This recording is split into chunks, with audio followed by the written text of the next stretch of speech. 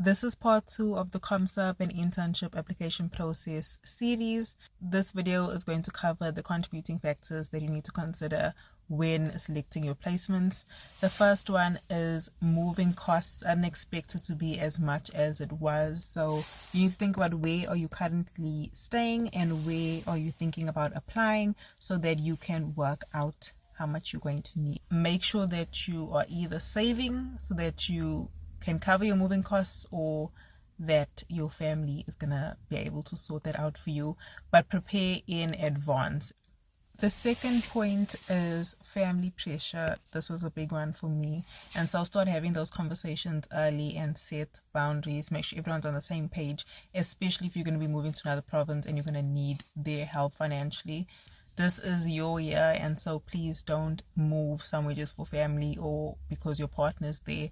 Really think about what do you want. It's all about you. And when are you ever going to have a chance to have a 1-year contract anywhere in South Africa, and once that contract's done you can leave, no strings attached, unless you really want to go home, then that's a different situation.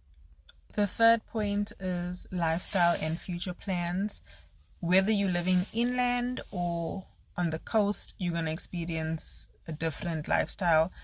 Even just urban, semi-urban, and rural. Pick your placements accordingly. With regards to future plans, what I've observed is most of the time when you are placed somewhere for community service, you end up spending a couple of years there. That's what I'm currently thinking about doing. Let me make myself a bit smaller.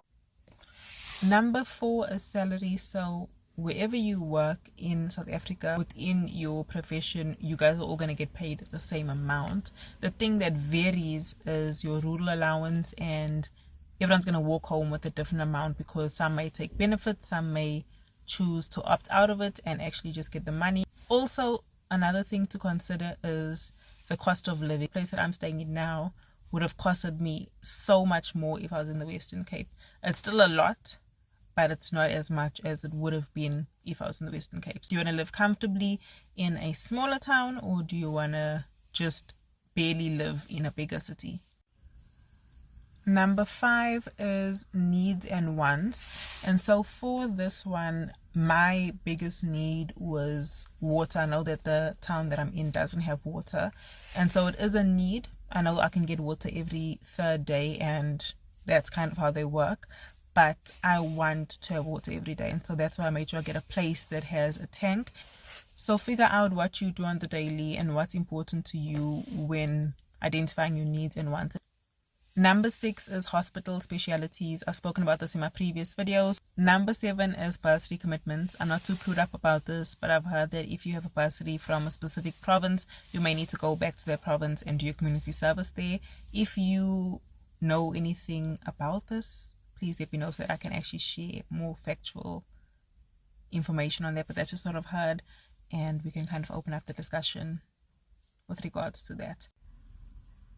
I hope that this video was helpful. All the best with the application process. Please keep an eye out for the last part of the series.